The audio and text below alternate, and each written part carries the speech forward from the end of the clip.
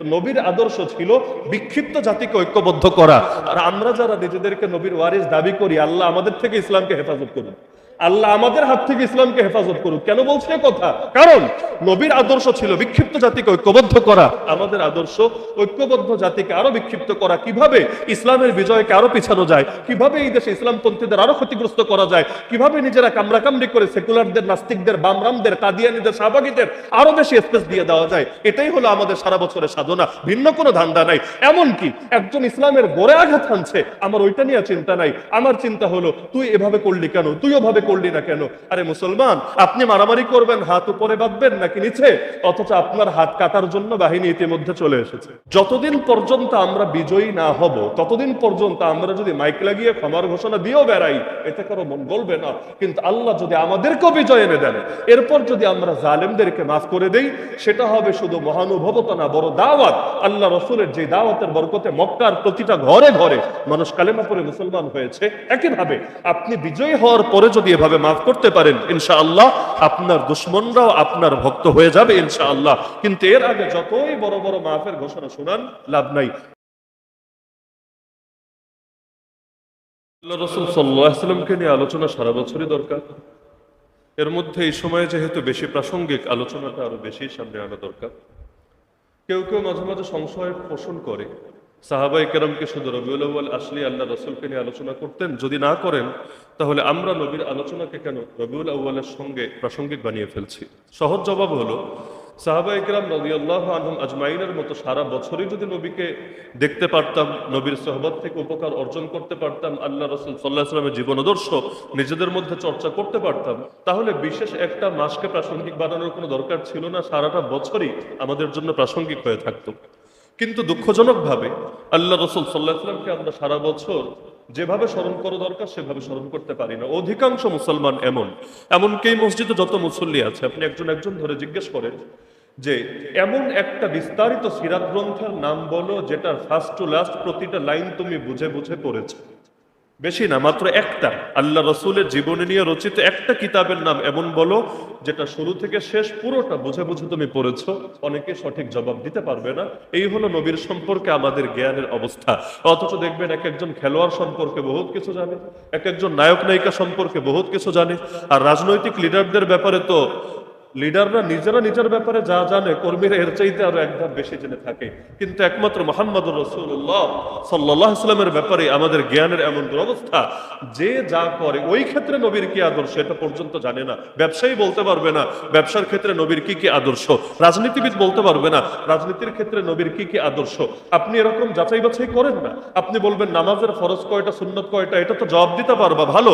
তাহলে চাকরি বাকরির ফরজ সুন্নত কয়টা বলো, ব্যবসার ফরজ সুন্নত কয়টা বলো, তোমার রাজনীতির ফরজ সুন্নত কয়টা বলো, তোমার বিচারাচারের ফরজ সুন্নত কয়টা বলো।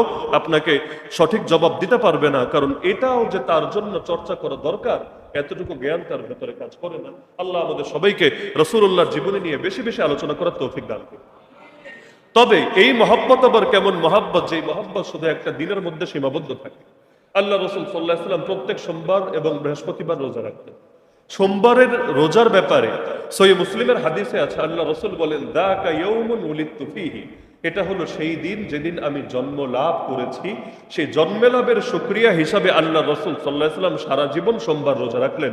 অথচ এখন নবী প্রেমের যারা দাবি করে শুধু 12 রবিউল আউয়াল আসলে নবীকে ঠিক স্মরণ করে, কিন্তু সোমবার দিন তাদের কয়জন রোজা রাখে? 12 রবিউল আউয়াল রোজা রাখা নবীর সুন্নাত না। কেউ বলতে পারবে না যে আল্লাহ রসুল 12 রবিউল আউয়াল রোজা রাখতেন। কিন্তু আল্লাহ রসুল সাল্লাল্লাহু আলাইহি ওয়াসাল্লাম সোমবার দিন যে রোজা রাখতেন এটা তো সবাই জানেন, এবং সহিহ মুসলিমের বিশুদ্ধ হাদিস দ্বারা প্রমাণিত। নবী প্রেমের দাবি শুধুই 12 রবিউল আউয়ালে স্মরণ করা, নাকি নবী প্রেমের দাবি প্রত্যেক সোমবারেও যথাসম্ভব রোজা রাখার চেষ্টা করা? এটাই তো প্রেমের দাবি পাওয়া উচিত ছিল। কিন্তু এই দাবির ব্যাপারে আমরা নাই। আমরা হলাম মিষ্টি খাওয়ার সুন্নাত পছন্দ করি, পেটে পাথর বাঁধার সুন্নাত পছন্দ করি না। আমরা হলাম সুখে থাকার কোন হাদিস পেলে এটাকে খুব ভালোভাবে ধরি, কিন্তু দ্বীনের জন্য রক্ত দেওয়া কোন আদর্শ আমাদের সামনে উঠে আসলে এটাকে আর আমরা বেশি স্মরণ রাখতে পারি না। আল্লাহ আমাদের এরকম সুবিধাবাদী ধান্দাবাজ মুসলমান হওয়া থেকে হেফাজত করুন।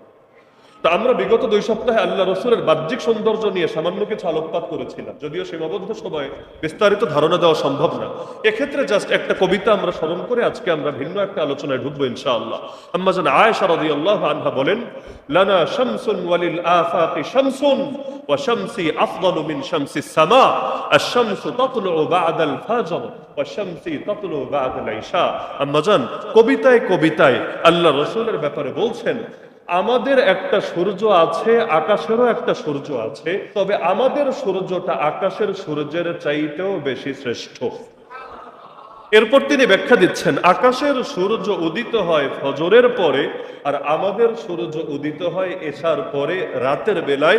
সেই রাতের অন্ধকারের ভেতরেও আমরা তার নূর এমন ভাবে অনুভব করি, যেই সময় আকাশে সূর্য থাকে না ওই সময়ও আমরা তার নূরের দ্বারা নূরানি হতে পারি। তাহলে এই হাদিস থেকে বোঝা যায় আল্লাহ রাসূল সাল্লাল্লাহু আলাইহি ওয়াসাল্লামকে আল্লাহ রাব্বুল আলামিন বাহ্যিক সৌন্দর্য এমন দিয়েছিলেন যার সঙ্গে চাঁদ আর সূর্যের তুলনা অবলীলাই করা যায়। তাহলে আল্লাহ রাসূলের বাহ্যিক সৌন্দর্য যেগুলো, এগুলো তো মহব্বতের খাতিরে আমাদের জানা উচিত, কিন্তু আমরা শুরুতেই স্বীকার করেছি বাহ্যিক সৌন্দর্য চাইলেই নিজে গ্রহণ করা যায় না। কিছু জিনিস এমন যেটা অনুসরণ করা যায়, কিন্তু অধিকাংশ জিনিস এমন চাইলেই নিজের মধ্যে আনা সম্ভব না। আল্লাহ রসুলের দেহের আকৃতি যা ছিল, আপনি কিভাবে নিজের আকৃতি সেটা বানাবেন? আল্লাহ রসুলের চেহারার কাটিং যা ছিল, আপনি কিভাবে নিজের চেহারাটাকে সেভাবে আপনি বানাবেন? এগুলো সম্ভব না, কিন্তু দু একটা জিনিস সম্ভব। যেমন আল্লাহ রসুলের চেহারায় দাড়ি ছিল নাকি ছিল না? রসুলের চেহারায় দাড়ি ছিল নাকি ছিল না? আচ্ছা, দাড়ি থাকার কারণে নবীকে খারাপ দেখা যেত না সুন্দর দেখা যেত? তাহলে কি প্রমাণিত হলো? দাড়ি রাখা সৌন্দর্যের প্রতীক নাকি অসুন্দর হওয়ার প্রতীক? তাহলে যারা নবীকে ভালোবাসে তারা নিজের দাড়ির উপর কিভাবে আঘাত আনতে পারে? যদি আপনি মেনেই নেন আল্লাহ রসুল ছিলেন সবচাইতে বেশি সুন্দর, এমনকি নবী ইউসুফ আলাইহিস সালামের চাইতেও বেশি সুন্দর, তাহলে সমস্ত নবীদেরই তো দাড়ি ছিল, আমার রসুলেরও দাড়ি ছিল, সেখানে আপনি কিভাবে দাড়ির উপর আঘাত আনেন? নবীর বাহ্যিক সৌন্দর্যকে যদি ভালোবাসেন, এর দাবি হলো আপনি দাড়িকেও অবশ্যই ভালোবাসবেন। এরকম যে বিষয়গুলো অনুসরণযোগ্য, এগুলো খুঁজে খুঁজে প্রত্যেকে নিজের ভেতরে বাস্তবায়নের চেষ্টা করেন। ওই আলোচনায় যাওয়ার দরকার নেই, হুজুর দাড়ি রাখা কি ফরজ নাকি ওয়াজিব না সুন্নতে মুআক্কাদা। আরে রাখেন, আপনার নাম কি লাগাবেন সেটা আপনি আগে বলেন, নবীর চেহারায় ছিল নাকি ছিল না। যদি বলেন নবীর চেহারায় ছিল, নাম ফরজ দিলেন না ওয়াজিব দিলেন না সুন্নাত দিলেন, সেই আলোচনা রাখেন। নবীর চেহারায় ছিল, নবী প্রেমিকের চেহারায়ও থাকবে, কথা শেষ। এটাই তো স্পষ্ট, নবীর চেহারায় ছিল, নবী প্রেমিকের চেহারায়ও থাকবে। আর যার ভেতরে নবী প্রেম নাই, তার ভেতর থাকলো কি থাকলো না এটা আমাদের দেখার বিষয় না। কারো ভেতরে আবু জাহালের প্রেম থাকলে তার চেহারা আবু জাহালের মতো হতেই পারে, কারো ভেতরে কাফের মুশরিক পাপিষ্ঠদের মহব্বত থাকলে তার চেহারা ওদের মতো হতেই পারে। কিন্তু যার ভেতরে নবী প্রেম আছে, তার চুলও হবে নবীর মতো, তার মুখও হবে নবীর মতো, তার দাড়িও হবে নবীর মতো, তার কাপড় চোপড় হবে নবীর মতো। সে জীবনের প্রতিটা ক্ষেত্রে ওইটার নাম সুন্নত না ফরজ না মুস্তাহাব না ওয়াজিব এটা খুঁজবে না, বরং সে দেখবে আমার নবী করতেন কি করতেন না। যদি নবী করেন মাথার উপরে, যদি নবী না করেন তাহলে সেটা পরবর্তীতে ভেবে দেখা যাবে। এভাবে খুঁজে খুঁজে প্রত্যেকে যার যেখানে নবীর অনুসরণে ঘাটতি আছে, আল্লাহর ওয়াস্তে 2 হাত জোর করে বলি, যার যেখানে নবীর অনুসরণে ঘাটতি আছে, এগুলোকে দুনিয়ায় বেঁচে থাকতে থাকতেই এগুলোকে নিজের ভেতরে সংশোধন করার চেষ্টা করেন। আল্লাহ সবাইকে তৌফিক দান করুন। আজ আমরা আলোচনা করব আল্লাহ রসুলের বাহ্যিক সৌন্দর্য যেমন ছিল, তার চারিত্রিক সৌন্দর্য এমন ছিল, কোনোটার চাইতে কোনোটা কম না। বাহ্যিক সৌন্দর্য 100-র ভেতর 100, চারিত্রিক সৌন্দর্য 100-র ভেতর 100। আমি যদি বলি পৃথিবীতে যত উত্তম গুণ হতে পারে, যে কোনো উত্তম গুণ দিয়ে যে কোনো ব্যক্তির প্রশংসা করা যেতে পারে, আপনি প্রয়োজনে কয়েক মাস সময় নিয়ে রিসার্চ করে করে বের করেন যে উত্তম গুণ জগতের মধ্যে কি কি আছে, বিশাল তালিকা করেন, কয়েক ডজন না কয়েকশো নাম বের করেন, আমি চ্যালেঞ্জ দিয়ে বলতে পারবো এরকম প্রত্যেকটা উত্তম গুণই আমার রাসূলের ভেতর পূর্ণাঙ্গভাবে বিদ্যমান ছিল। একটাও কমতি ছিল না, একটাও না। আমাদের সবার মধ্যে কমতি আছে, যত বড় হুজুর হোক, যত বড় পীর হোক, কেউ দাবি করতে পারবে না আমার ভেতর উত্তম গুণ 100 থেকে 100 আছে। কোনো বাপের বেটা দাবি করতে পারবে না। কোথাও না কোথাও ঘাটতি আছেই আছে, নিঃসন্দেহে আছে। কিন্তু মুহাম্মদুর রাসূলুল্লাহ সাল্লাল্লাহু আলাইহি ওয়াসাল্লামের ভেতর কোনো 0.1% ঘাটতি দেখানো সম্ভব না। মুহাম্মদ নামটাই সার্থক তার ক্ষেত্রে। মুহাম্মদের অর্থই হলো মানিজতামাআত ফীহিল খিসালুল মাহমুদাতু কুল্লুহা, প্রশংসা করার উপযুক্ত যত গুণ আছে সবগুলো গুণ যার একার ভেতরে থাকে, আরবিতে তাকে মুহাম্মদ বলে আমার রাসূল বাস্তবিক অর্থে মুহাম্মদ ছিলেন। আমরা হয়তো মুহাম্মদ নাম লাগাই নবীর মহব্বতে, কিন্তু আমরা কেউ দাবি করি না মুহাম্মদ নামের পূর্ণ অর্থ আমার ভেতরে বিদ্যমান আছে, কিন্তু আল্লাহ রাসূলের ভেতরে বাস্তবে পূর্ণ অর্থই বিদ্যমান ছিল। আজকে আমরা জাস্ট কয়েকটা উদাহরণ তুলে ধরবো। আল্লাহ রাসূল সাল্লাল্লাহু আলাইহি ওয়াসাল্লাম যখন মক্কা বিজয়ের জন্য আসছেন, মক্কার কাছাকাছি পৌঁছে গিয়েছেন, সেই সময় দুইজন মুশরিক নেতার সঙ্গে তার দেখা। একজনের নাম আবু সুফিয়ান ইবনুল হারিস বিন আব্দুল মুত্তালিব, আর আরেকজনের নাম আব্দুল্লাহ বিন আবি উমাইয়া। দুইজনে নবীর আত্মীয়, একজন চাচাতো ভাই আর একজন ফুফাতো ভাই।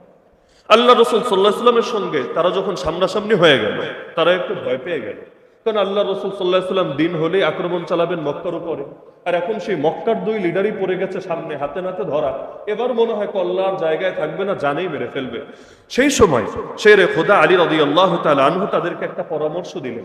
যেহেতু ওই যে নাম বললাম আবু সুফিয়ান ইবনুল হারিস ইবনে আব্দুল মুত্তালিব, নাম থেকেই বুঝতে পারছেন যে আলী রাদিয়াল্লাহু আনহুর সঙ্গেও তাদের আত্মীয়তা আছে। কারণ আল্লাহ রাসূল সাল্লাল্লাহু আলাইহি ওয়াসাল্লাম আর আলী রাদিয়াল্লাহু আনহু দুইজন যেহেতু চাচাতো ভাই, তাহলে নবীর আত্মীয় যে আলী রাদিয়াল্লাহু আনহু আত্মীয়, তো সে আলী রাদিয়াল্লাহু আনহু তাদেরকে পরামর্শ দিলেন, শোনো, ইতিহি মিন কিবালি ওয়াজহিহি ওয়া কুল্লাহু মা ক্বালা ইখওয়াতু ইউসুফ। তোমরা ভয় পেও না, তোমরা ডাইরেক্ট নবীর সামনে যাও, আড়ালে আবদালে না, ডাইরেক্ট নবীর সামনাসামনি হয়ে ইউসুফের ভাইরা ইউসুফ আলাইহিস সালামকে যা বলেছিল তোমরাও নবীরা ঠিক সেই কথাটাই বলো। বলার পরে ম্যাজিক নিজেরাই দেখো। ইউসুফ আলাইহিস সালাম যে জবাব দিয়েছিলেন, আমার নবীর জবাব এর চাইতে সুন্দর হবে না, এর চাইতে আরো বেশি সুন্দর হবে। পরামর্শটা তাদের পছন্দ হলো, যে তারাও খারাপ, নবী ইউসুফ আলাইহিস সালামের ভাইরাও ছিল খারাপ।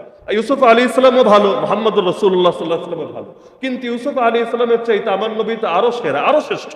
এজন্য তাদেরও এই পরামর্শ পছন্দ হলো। এখন তারা যাওয়ার পরে ইউসুফ আলাইহিস সালামের ভাইয়েরা যেভাবে বলেছিল একই বাক্য তারা বলল, তাল্লাহি লাকাদ আসারাকাল্লাহু আলাইনা ওয়া ইন কুননা লাখাতিইন। আল্লাহ কসম করে বলছি, আল্লাহ আপনাকে আমাদের উপরে প্রাধান্য দিয়েছেন, নিঃসন্দেহে আমরা ভুলকারী ছিলাম। একদম ডাইরেক্ট নিজের অপরাধ নিজেরা স্বীকার করে নিল।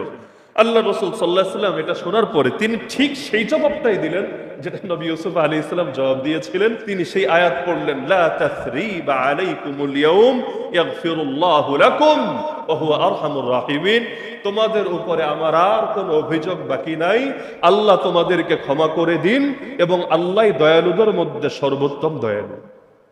তাহলে আল্লাহ রাসূল সাল্লাল্লাহু আলাইহি ওয়াসাল্লাম যেই সময় আসছেন, আর আমি যদি আমার শত্রুরে পেয়ে যেতাম, আমি তো ভাবতাম যাক বহুতকাল পর চান্স একটা পেয়েছি, আজকে আর একদিন কি আমার একদিন, আজকে সারা জীবনের সব কষ্টের আমি ঝাল মিটিয়ে ছাড়বো। কিন্তু আল্লাহ রাসূল সাল্লাল্লাহু আলাইহি ওয়াসাল্লাম সুযোগ পেয়ে গেলেন, এবং সেই সময় মারলে এটা কোনো অপরাধ ছিল না। যুদ্ধ করতে এসেছেন, প্রতিপক্ষের লিডারকে তিনি যদি মারেন, কে খারাপ বলবে? খারাপ তো বলবেই না, সাহাবীরা এনজয় করবে, তারা খুশি হবে রক্ত প্রবাহিত হতে দেখে, যে তোরা আমাদের ভাইদেরকে মেরেছিলি, তোরা সুমাইয়াকে শহীদ করেছিলি, তোরা আল্লাহ নবীর বিভিন্ন সাহাবীদেরকে নিগৃহীত করেছিলি, তাদের সম্পদ পর্যন্ত মেরে খেয়েছিলি, আজকে যখন তোরা আঘাতপ্রাপ্ত হচ্ছিস, সবাই খুশি হবে, হওয়ারই কথা। কিন্তু আল্লাহ রাসূল সাল্লাল্লাহু আলাইহি ওয়াসাল্লাম কি উদারতা এবং কি মহব্বতের প্রদর্শন এখানে দেখালেন। হ্যাঁ, একটা কথা মাথায় রাখবেন, বিজয়ী হওয়ার পরে ক্ষমা করে দেওয়া মহানুভবতা, আর বিজয়ী হওয়ার আগে পরাজিত অবস্থায় ক্ষমা করে দেওয়া দুর্বলতা, দুটো এক জিনিস। আল্লাহ রাসূল মক্কা থেকে যাওয়ার সময় তো বলে যেতে পারতেন, তোমাদেরকে মাফ করে দিলাম, কোনো অভিযোগ নাই, সব দুঃখ কষ্ট ঝেড়ে গেলাম, তখন তো বললেন না। 8 বছর পর মক্কা বিজয়ের পর কেন বলছেন? পার্থক্য এখানে। আপনি আরেকজনের সাথে মাইর লাগলেন, মাইর খেয়ে চিৎপটাং হয়ে জমিনে পড়ে গেলেন, এখন আর উঠতেই পারছেন না, গায়ে শক্তি নাই। ওই সময় মাটিতে বসে বসে ধুলা ঝাড়তে ঝাড়তে বললেন, যা তোরে মাফ করে দিলাম। এই কথা বললে খুশি হবে না, আর মেজাজ আরো গরম হবে? আগে যেই কয়টা মেরেছে নতুন করে আরো 2-1টা লাগিয়ে দিবে, বলবে পারলে বেটা আমার কোনো ক্ষতি কর। তাহলে আমাদের হালত হয়েছে এরকম, যতদিন পর্যন্ত আমরা বিজয়ী না হব, ততদিন পর্যন্ত আমরা যদি মাইক লাগিয়ে ক্ষমার ঘোষণা দিয়েও বেড়াই, এতে কারো মন গলবে না। কিন্তু আল্লাহ যদি আমাদেরকেও বিজয় এনে দেন, এরপর যদি আমরা জালেমদেরকে মাফ করে দেই, সেটা হবে শুধু মহানুভবতা না, বড় দাওয়াত। আল্লাহ রাসূলের যে দাওয়াতের বরকতে মক্কার প্রতিটা ঘরে ঘরে মানুষ কালেমা পড়ে মুসলমান হয়েছে। একইভাবে আপনি বিজয়ী হওয়ার পরে যদি এভাবে মাফ করতে পারেন, ইনশাআল্লাহ আপনার দুশমনরাও আপনার ভক্ত হয়ে যাবে ইনশাআল্লাহ। কিন্তু এর আগে যতই বড় বড় মাফের ঘোষণা শুনান, লাভ নাই। এজন্য অনেকের আলোচনায় দেখবেন খালি আল্লাহ রাসূলের মাইর খাওয়া নিয়ে এত আলোচনা হয়, নবী জীবনে যে খালি মাইর খাওয়া না, মাইর দেওয়ার ইতিহাসও আছে, এটা টোটালি হারিয়ে যায়। সম্মিলিত বাহিনীকে সবাই ভয় পায়, কিন্তু এলোমেলো বিশৃঙ্খল জাতিকে কেউ ভয় পায় না। সম্মিলিত হবে কিভাবে? বাংলাদেশে সব মিলায় মুসলমান কয় পার্সেন্ট সারা দুনিয়ার তুলনায়? সারা দুনিয়া যদি 200 কোটির বেশি হয়, এই দেশে তো 20 কোটিও নাই। কিন্তু এরপরও এক দেশের মুসলমানদের মধ্যে কি হারে মারামারি, কাটাকাটি, দ্বন্দ্ব, বিবাদ সারা বছর লেগেই থাকে। এক দেশের মুসলমানই যদি মিলেমিশে না থাকতে পারে, সারা দুনিয়ার মুসলমান কিভাবে মিলেমিশে থাকবে? অথচ আল্লাহ নবীর আদর্শই ছিল বিক্ষিপ্ত জাতিকে ঐক্যবদ্ধ করা। আউস এবং খাজরাজ, নবীজি মদিনায় যাওয়ার আগে শত শত বছর যুদ্ধ করেছে। নবীজি গিয়ে এমন ভাবে মিটিয়ে দিয়েছেন, একজন আরেকজনকে নিজের আপন ভাইয়ের চাইতেও বেশি আপন মনে করতে শুরু করেছে, নিজের দেহের অংশ ভাবতে শুরু করেছে। তো নবীর আদর্শ ছিল বিক্ষিপ্ত জাতিকে ঐক্যবদ্ধ করা। আর আমরা যারা নিজেদেরকে নবীর ওয়ারিস দাবি করি, আল্লাহ আমাদের থেকে ইসলামকে হেফাজত করুন, আল্লাহ আমাদের হাত থেকে ইসলামকে হেফাজত করুক। কেন বলছে কথা? কারণ নবীর আদর্শ ছিল বিক্ষিপ্ত জাতিকে ঐক্যবদ্ধ করা, আমাদের আদর্শ ঐক্যবদ্ধ জাতিকে আরো বিক্ষিপ্ত করা। কিভাবে ইসলামের বিজয়কে আরো পিছানো যায়, কিভাবে এই দেশে ইসলামপন্থীদের আরো ক্ষতিগ্রস্ত করা যায়, কিভাবে নিজেরা কামড়াকামড়ি করে সেকুলারদের, নাস্তিকদের, বামরামদের, কাদিয়ানীদের, শাহবাগীদের আরো বেশি স্পেস দিয়ে দেওয়া যায়। এটাই হলো আমাদের সারা বছরের সাধনা, ভিন্ন কোনো ধান্দা নাই। এমনকি একজন ইসলামের গোড়ে আঘাত হানছে, আমার ওইটা নিয়ে চিন্তা নাই। আমার চিন্তা হলো তুই এভাবে করলি কেন, তুই ওভাবে করলি না কেন? আরে মুসলমান, আপনি মারামারি করবেন, হাত উপরে বাঁধবেন নাকি নিচে?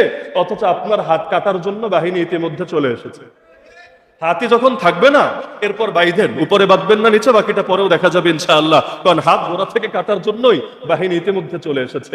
আগে আমি ইতিহাস শুনিয়েছিলাম, যখন হালাকু খানের বাহিনী বাগদাদের বর্ডারের কাছে চলে এসেছে, ওই সময় বাগদাদের হুজুররা নিজেদের ভেতর তুমুল ইখতিলাফ চালাচ্ছিল দুইটা মাসালা নিয়ে। এর মধ্যে একটা ছিল কাউয়ার গোশত, ওবায়দুল কাদের না, আবার মানে প্রাণী যেটা আছে পাখি, কাকের গোশত হালাল না হারাম এটা নিয়ে।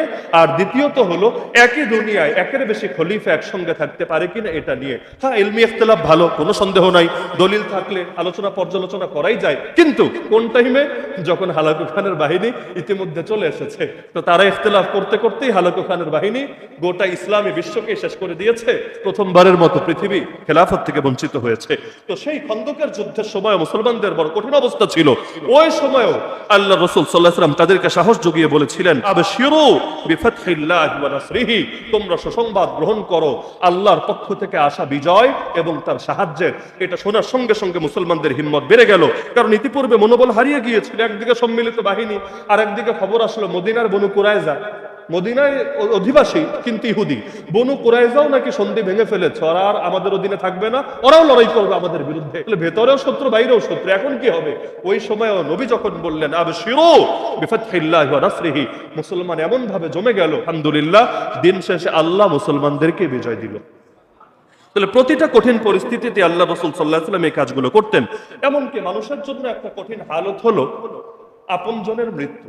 এই যে এখানে যত ভালো মানুষ আছেন আমার সামনে, যারা নামাজ পড়েন, পড়তে পড়তে কপালে দাগও ফেলে দিয়েছেন, খেয়াল করলে দেখবেন কিছু কিছু জায়গায় আমরাও দিনদারি ধরে রাখতে পারি না। যেমন বিয়ে শাদী, ভালো ভালো মানুষের বিয়ে শাদীতেও গান বাজনা হয় না, গায়ে হলুদ হয় না, যৌতুক প্রথা হয় না। আর বেপর্দার আলোচনা নাই বা করলাম, নারী পুরুষের অবাধ মিক্সিং এর যে পরিবেশ, এটা তো বিয়ে শাদীতে না হলে কেমন যেন বিয়েই হয় না। বিয়ের ফরজের মধ্যে একটা ফরজ হলো সেখানে নারী পুরুষ একসঙ্গে বসে মেলামেশা করবে, খাওয়া দাওয়া করবে, আড্ডাবাজি করবে। আর মহিলারাও বিয়েতে আসলে সেজে গুজে আসবে। স্বামীর সামনে পেতনির মতো থাকলেও সমস্যা নাই, পার্টিতে গেলে তাকে একদম হুরপরি হয়ে যেতে হবে। কারণ ঘরের বেটা দেখলেই কি আর না দেখলেই কি, পছন্দ করলেই কি আর না করলেই কি, সে তো গলার কাটা হয়ে এমনি আছে। বাইরের বেটা যদি খারাপ বলে, এতে তার ইজ্জত যাবে। এই হলো আমাদের দেশের নারীদের অবস্থা। ঘরে অলংকার পরে না, ঘরে সাজগুজ করে না, এজন্য কয়দিন পর স্বামীরাও খালি বাইরে বাইরে নজর দিতে শুরু করে, ঘরের মধ্যে বিরানি রেখে বাইরে পান্তা ভাত খাওয়া শুরু করে। দোষ মহিলাদেরও আছে, দোষ মহিলাদেরও আছে, দোষ পুরুষদেরও আছে, দুই শ্রেণীর আছে। মহিলারাও পরকিয়া করে। কেন? কারণ বিয়ে করার আগে দেখেছে ছেলেটা কত হ্যান্ডসাম, মাশাআল্লাহ, তো ঘরের মধ্যে যে এরকম ক্ষেতের মতো থাকবে এটা তো আর সে ভাবতো না। এক পর্যায়ে অরুচি চলে আসছে। আবার পুরুষেরও একই অবস্থা, বাইরে গেলে দেখে সব সুন্দরী হুরপরি, আর ঘরে আসার পর এমন অবস্থা, কখনো গন্ধে তার বমি আসার উপক্রম হয়। তাহলে দুনিয়ার মধ্যে হওয়া দরকার একরকম, আর হয় গিয়ে আরেক রকম। তাহলে এই যে বিয়ে শাদীতে এই কাজগুলো করে, বহু দিনদার লোকের দিনদারিও এখানে ছুটে যায়। একইভাবে যখন শোকের হালত হয়, বাচ্চা মারা গিয়েছে, বাপমা মারা গিয়েছে, অনেক ভালো মানুষ এমন এমন কথা মুখ দিয়ে বলে যেটা বললে ইমানই নষ্ট হয়ে যায়। বিশেষ করে গ্রামাঞ্চলে এটা বেশি হয়। গ্রামাঞ্চলে আগে মহিলা ভাড়া পাওয়া যেত, কিসের জন্য? তারা এসে কান্নাকাটি করবে, গাল চাপড়াবে, কাপড় চোপড় ছিঁড়বে। এটা না করলে আমেজই আসতো না। আমাদের সবকিছুতে একটা আয়োজন তো লাগে। তো একটা মরাবাড়ির আয়োজন হলো, কান্না না আসলেও এখানে ভাড়া করে হলো আসমান জমিন কাঁপায় কাঁদতে হবে, না হলে এটা যে মরাবাড়ি, এই ফিলিংসটা আসবে কিভাবে? একসময় এরকম ছিল, আল্লাহ হেফাজত করুক। তো মরার সময় মরার সংবাদ শুনেও যারা নিজেদেরকে অটল রাখতে পারে, অবিচল রাখতে পারে আল্লাহর ব্যাপারে, নাউযুবিল্লাহ, বাজে কথা বলা থেকে নিজেদেরকে বাঁচাতে পারে, তারাই হলো আসল সবরকারী। এজন্য নবী বলেন সবরের পরিচয় প্রথম ধাক্কার সময়। কারণ সময় গেলে সবাই সবর করতে পারে, এটা ব্যাপার না। 1 বছর হয়ে গেছে মরার, 2 বছর হয়েছে, এখন তো সবাই সবর করতে পারে, এখানে কৃতিত্ব নাই। কৃতিত্ব কোথায় জানেন? প্রথম ধাক্কার সময় আপনি কি করলেন এটার উপরে। একইভাবে আত্মীয়তা সম্পর্ক রক্ষাকারী কাকে বলে জানেন? যে আমার সঙ্গে ভালো, আমিও তার সঙ্গে ভালো, না, এটাকে আত্মীয়তা সম্পর্ক রক্ষাকারী বলে। আত্মীয়তার সম্পর্ক রক্ষাকারী বলে তাকে নবী ব্যাখ্যা দিয়েছেন, এটা আমি না। লাইসাল ওয়াসিলু বিল মুকাফি, যারা সমান সমান করে এদেরকে আত্মীয়তা রক্ষাকারী বলা হয় না। তাহলে কাদেরকে বলা হয়? যে আমার সঙ্গে সম্পর্ক ঠিক রাখবে, আমি তার সঙ্গেও ঠিক রাখবো, আর যে আমার সঙ্গে সম্পর্ক ছিন্ন করবে, আমি তার সঙ্গেও সম্পর্ক জুড়ে রাখবো। এজন্য এটা হাদিসে বলা হয়েছে যে কোনো মুসলমানের সাথে 3 দিনের বেশি যদি সম্পর্ক ছিন্ন করে রাখেন, এটা কুফরি কাজ হবে, কুফরি কাজ। মান হাজারা আখাহু ফাওকা সালাতি লায়ালিন ফাকাদ কাফারা। তার মানে আল্লাহ এবং তার রাসূল আমাদের রাগকে মূল্যায়ন করেছেন। রাগ আসতে পারে এটা তারাও জানেন, এজন্য 3 দিন পর্যন্ত ছাড় দিয়েছে যে একদিন যত রাগ থাকে ঠিক আছে চুপচাপ থাক, দ্বিতীয় দিনও চুপ থাক, 3 নম্বর দিন অন্তত মিটমাট করে নে। এখন আপনি বলবেন আমি মিটমাট করতে চাই, ও তো চায় না, কি করব? ও তো আমার ছায়াও দেখতে রাজি না। সর্বনিম্ন খালি যদি সালামটাও দেন, আসসালামু আলাইকুম ওয়া রাহমাতুল্লাহ, আপনার হক আদায় হয়েছে। জবাব যদি না দেয় পাপ ওর হবে, আপনার কোনো ক্ষতি হবে না ইনশাআল্লাহ। এজন্য মানুষ আপনার সঙ্গে কি করলো এটা রাখেন, নিজে কতটুকু ঠিক থাকলেন সেটা দেখেন। আমরা অনেক সময় সরকারের দোষ দেখতে দেখতে জনগণেরও যে দোষ থাকে ওইটা আমরা খেয়াল রাখি না। অথচ সবাই যদি নিজের হকের ব্যাপারটায় সচেতন থাকে, এই দেশ এতদিনে যেত পরিবর্তন হয়ে। বাপেরও দরকার সন্তানের ব্যাপারে সচেতন হওয়া, সন্তানেরও দরকার বাপের ব্যাপারে সচেতন হওয়া, ভাইয়েরও দরকার বোনের ব্যাপারে সচেতন হওয়া, বোনেরও দরকার ভাইয়ের ব্যাপারে সচেতন হওয়া। কিন্তু আমরা নিজের বেলায় খবর নাই, আরেকজনের বেলায় আবার আমরা খুব সচেতন। আল্লাহ হেফাজত করুক। আল্লাহ রাসূল সাল্লাল্লাহু আলাইহি ওয়াসাল্লামের এক পুত্র সন্তান মারা গেল। ওনার তো জানেন সব পুত্র সন্তানই আল্লাহ নিয়ে গিয়েছেন। মা কানা মুহাম্মাদুন আবা আহাদিন মির রিজালিকুম, সূরাতুল আহজাবের সম্ভবত আয়াত নম্বর 52 আল্লাহ বলে দিলেন মুহাম্মদ তোমাদের কোনো পুরুষের পিতা না। তার মানে তার সন্তান যা ছিল আল্লাহ সবাইকে নিলেন, শুধু কন্যাদেরকেই রাখলেন, তাদের মাধ্যমে আল্লাহ রসুলের সেই বংশধারা বিস্তৃত হলো। এবং এটা নবীজির শান, অন্য কারো ক্ষেত্রে এটা হয় না। আমাদের বংশ বিস্তার হয় ছেলেদের মাধ্যমে, মেয়েদের মাধ্যমে বংশ যায় না। কিন্তু আল্লাহ রসুলের শানি এটা যে ফাতেমা রাদিয়াল্লাহু আনহার মাধ্যমেই আল্লাহ তাআলা তার বংশকে সারা দুনিয়ার ভেতর ছড়িয়ে দিলেন। তো যখন তার পুত্র ইব্রাহিম, জাতির পিতাও যেমন ইব্রাহিম, ওই নবী ইব্রাহিমের প্রতি মহব্বত থেকে নিজের বাচ্চার নামও রাখলেন ইব্রাহিম। সে ইব্রাহিম রাদিয়াল্লাহু আনহু যখন তিনি মৃত্যুবরণ করলেন, আল্লাহ রাসূল সাল্লাল্লাহু আলাইহি ওয়াসাল্লামের চোখ থেকে পানি ঝরছিল। বিখ্যাত সাহাবী আব্দুর রহমান ইবনে আউফ রাদিয়াল্লাহু আনহু আল্লাহ রাসূলকে বললেন, ইয়া রাসূলুল্লাহ, আপনি না মানুষকে এটা থেকে নিষেধ করেন, এখন আপনি নিজেই করছেন। মানুষ যদি দেখে আপনি কাঁদছেন, তাহলে তারা তো এমন কাঁদবে, তাদেরকে থামানোই সম্ভব হবে না। আল্লাহ রাসূল তখন তাকে বললেন, শোনো, ইন্নামা হাদা রাহিম ওয়া ইন্নামান লা ইয়ারহাম লা ইউরহাম। আর এটাই হলো আত্মীয়তার সম্পর্ক। যে ব্যক্তি রহম করে না তার উপরেও রহম করা হয় না। আমি মানুষকে নিষেধ করি নিয়াহা থেকে। নিয়াহা মানে হলো ওই যে বিলাপ করা, আর্তনাদ করা, হাউমাউ করে কান্নাকাটি করা। কিন্তু যেটা আমি নিষেধ করি না সেটা হলো ওই চোখ থেকে আল্লাহর ব্যাপারে কোনো খারাপ কথা বলছে না, কিন্তু মনে কষ্ট আসছে, চোখ থেকে পানি ঝরছে, এটা থেকে আমি নিষেধ করি না, কারণ এটা কারো হাতে না। এজন্য আল্লাহ রাসূল বলেন, বুখারীতে আছে, ইন্নাল আইনা লাতাদমা ওয়া ইন্নাল কলবা লায়াহজান ওয়া লা নাকুলু ইল্লা মা ইরদি রাব্বানা ওয়া ইন্না বিফিরাকিকা ইয়া ইব্রাহিম লামাহজুনুন। নিশ্চয়ই চোখ অশ্রুসিক্ত হয়, নিশ্চয়ই অন্তর ব্যথিত হয়, কিন্তু মুখ দিয়ে শুধু তাই বলি যাতে আল্লাহ খুশি থাকে, আল্লাহ নারাজ না হয়। হে ইব্রাহিম, তোমাকে হারিয়ে আমরা ব্যথিত। আল্লাহ রাসূল সাল্লাল্লাহু আলাইহি ওয়াসাল্লাম এভাবে শোক প্রকাশ করলেন। তাহলে কারো বড় সংবাদ শুনলে 3 কাজ করবেন না, নবী এটা নিষেধ করেছেন।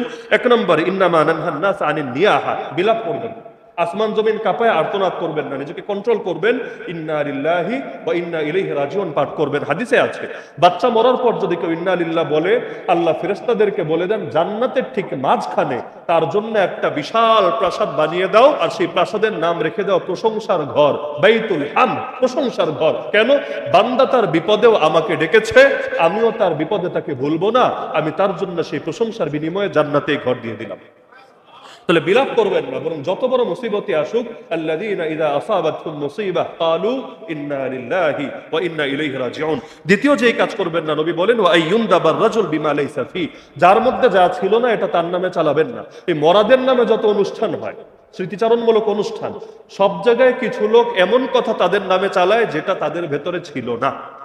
এখন প্রশংসা করতে গেলে এমন কিছু দিয়ে করতে হবে যেটা ইউনিক, এখন বেচারার এমন কিছু নাই তো কি করবে, এখন বানায়া বানায়া তার নামে চালায়া দেয়, আর বেটা যেহেতু মরেই গিয়েছে এখন কে যাচাই করতে যাবে, অথবা কেউ যদি জানেও যে মিথ্যা বলছে তারপর সবর করে থাক, এখন যেহেতু মানুষটা মরেই গিয়েছে। জন্য খবরদার, যার ভেতর যতটুকু ভালো ততটুকুই বলেন, বাড়ায়া বলতে যায়েন না। হ্যাঁ, মরা মানুষের দোষ চর্চা করা ঠিক না, কিন্তু তার নামে আবার এমন ভালো কথাও চালানো ঠিক না যেটার সাথে তার কোনো সম্পর্ক নাই। যে যতটুকু বাস ততটুকুই বলেন, বাকিটা আল্লাহর হাওয়ালা করেন।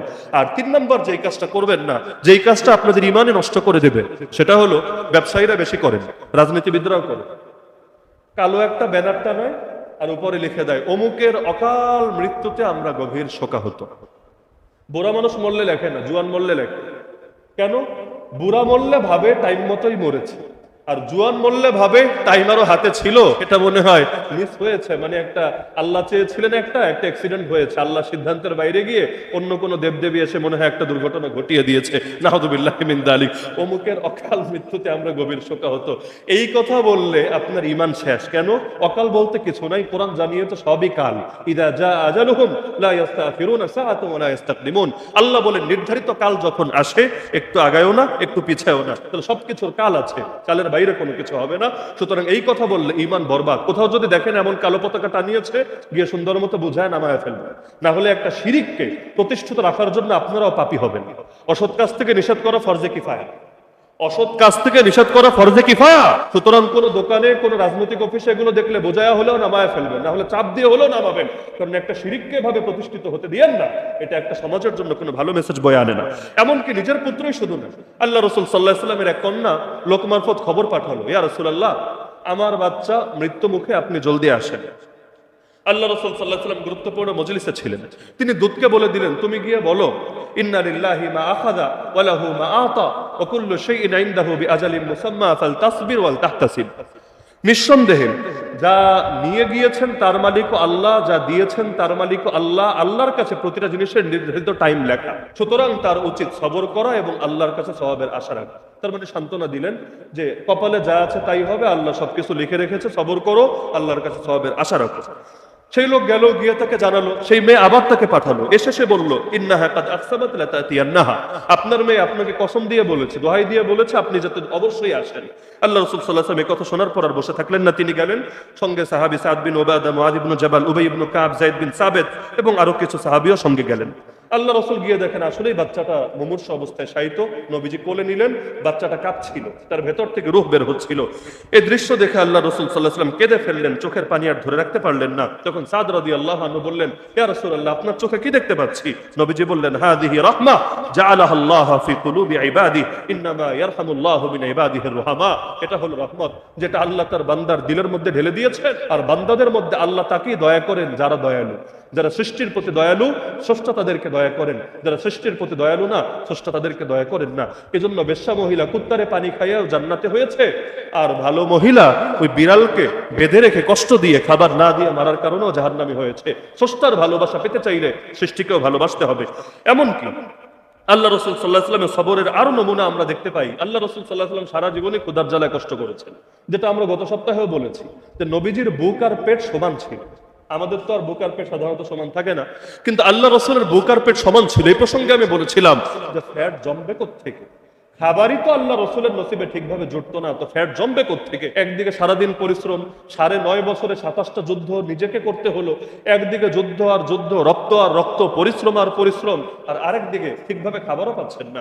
এমনকি হাদিসের মধ্যে আছে, যে হাদিসটা মুসনাদে আহমদ এবং তাবারানির মধ্যে আছে, ফাতেমা রাদিয়াল্লাহু আনহা একদিন একটা রুটির কয়েকটা টুকরা নিয়ে আল্লাহ রসুলের কাছে আসলেন। রুটি একটা গোল রুটি, যেটাকে আরবিতে কুরসুন বলে, গোল রুটি, এর একটা টুকরা নিয়ে আল্লাহ রসুলের কাছে আসলেন। এসে আল্লাহ রসুলকে দিলেন।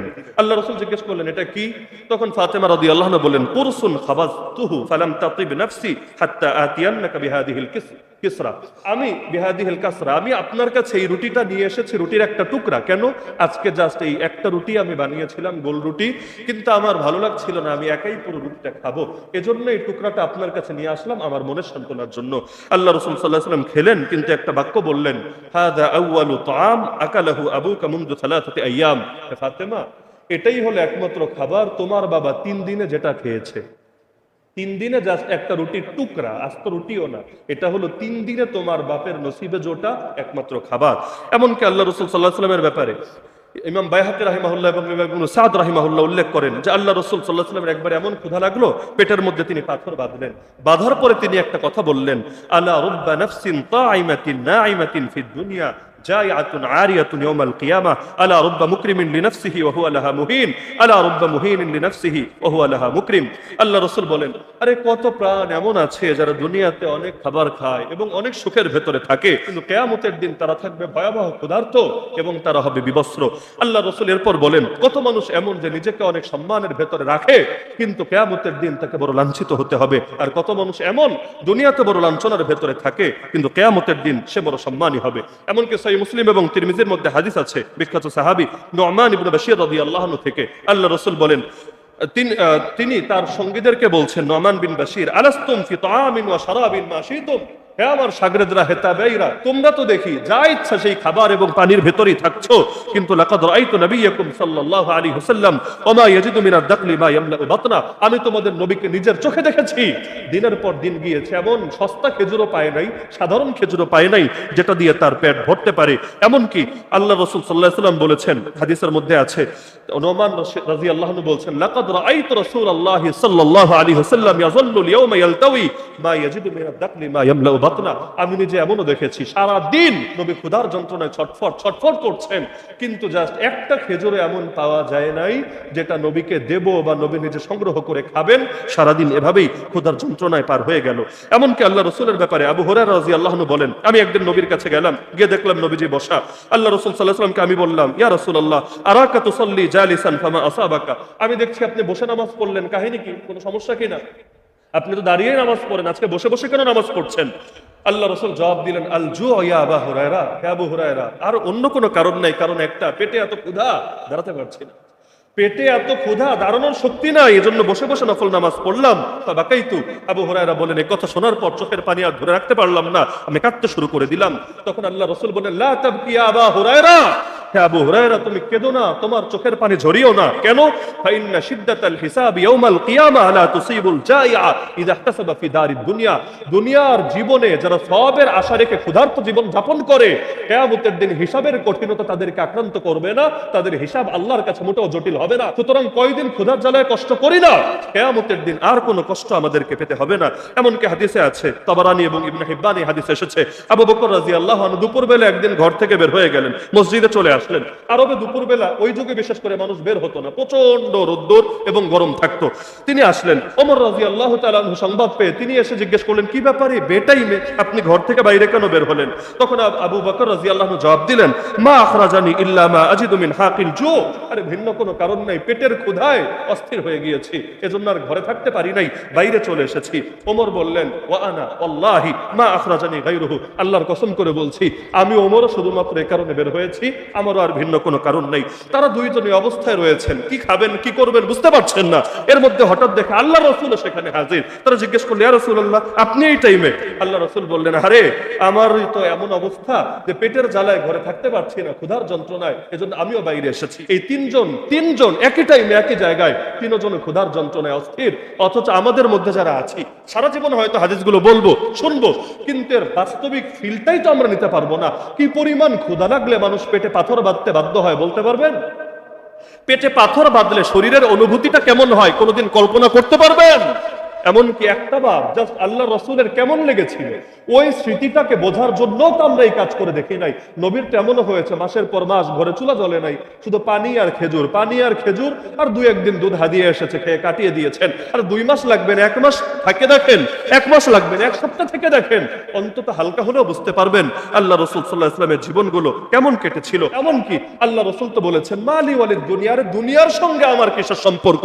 মা আনা ফিদ দুনিয়া ইল্লা কারাকিবিন ইস্তাযাল্লা তাহতা শাজারাতিন সুম্মা রাহা ওয়া তারাকাহা, আমার সঙ্গে দুনিয়ার উদাহরণ হলো ওই ব্যক্তির মতো যে কোনো বাহনের পিঠে চড়ে সফর করছিল, ক্লান্ত হয়ে জাস্ট একটা গাছের ছায়ায় সামান্য সময় বিশ্রাম করলো। আমার উদাহরণ ওই ব্যক্তির মতো, বিশাল এক সফর, মাঝখানে সামান্য টাইমের জন্য এই দুনিয়ার জীবনে আমি যাপন করছি, দুনিয়াতে কোনো সুখ অর্জন করার জন্য না। তো যেই রাসূল এত কষ্ট করলেন, ওই রাসূলের উম্মতি কষ্ট করতে রাজি না। যারা সুদী ব্যাংকে চাকরি করে, চাকরি ছাড়তে বলবে খাবো কি? যারা দুনিয়ার মধ্যে বিভিন্ন বিভিন্ন অপকর্ম করে, দুর্নীতি করে, চুরি ছিনতাই করে, আপনি তাদেরকে বলেন এগুলো বাদ দাও, বলবে ফ্যামিলি চালাবো কিভাবে? আরে আল্লাহ রসুল করেছিলেন কিভাবে? অথচ আপনি তো বড়লোক হতেই পারেন না, আর আল্লাহ রসুল বাস্তবে বড়লোক ছিলেন, কিন্তু দান করতে করতে তাকে এভাবে কষ্ট করতে হয়েছে। অথচ নবীর সম্পদ এই পরিমাণ ছিল। এক এক সময় যে সম্পদ পেয়েছেন, আম্মাজান খাদিজাকে বিয়ে করার পর সম্পদ গেল কই? খাদিজা রাদিয়াল্লাহু আনহা আরবের শ্রেষ্ঠ একজন ধনী ছিলেন, ব্যবসায়ী ছিলেন, সব সম্পদ গেল কই? নবীরই তো হাদিয়া দিলেন। ওই সম্পদ দিয়ে নবী সারা জীবন আরামে চলতে পারতেন। এক এক যুদ্ধের পরে কখনো এত গনিমত পেয়েছেন, সারা জীবন চলতে পারতেন। আল্লাহ নবী দরিদ্র ছিলেন না, দরিদ্রতা নিজে কামাই করে নিয়েছেন। টাকা ঠিকই আসতো, কিন্তু অকাতরে শুধু বিলিয়ে দিতেন আর দিতেন আর দিতেন। ওই রকম যদি আমরা দিতে পারতাম, অন্তত এই দেশে কোনো গরিব মানুষ থাকতো না। জাকাতটাও যদি ঠিকভাবে দিতাম আর সুষমভাবে বন্টন করতাম, এই বাংলাদেশের মানুষকে কয়েকটা টাকার জন্য খ্রিস্টান হওয়া লাগতো না, কয়েকটা টাকার জন্য কাদিয়ানি হওয়া লাগতো না, কয়েকটা টাকার জন্য নিজের ইমান বিক্রি করতে হতো না। যেই দেশে এত কোটিপতি, ওই দেশে মানুষ টাকার কাছে ইমান বিক্রি করে, এর চাইতে আফসোসের বিষয় কি হয়? সুতরাং আল্লাহ রাসূল সাল্লাল্লাহু আলাইহি ওয়াসাল্লামের জীবনে জাস্ট আজকে মাত্র দুইটা আখলাকের দুইটা দিক নিয়ে আলোচনা করলাম। নবী জীবনের আখলাক নিয়ে আমাদের ধারাবাহিক আলোচনা চলবে ইনশাআল্লাহ। সবগুলো আলোচনা শুনে যদি সামান্য রঙও আসে, আলহামদুলিল্লাহ।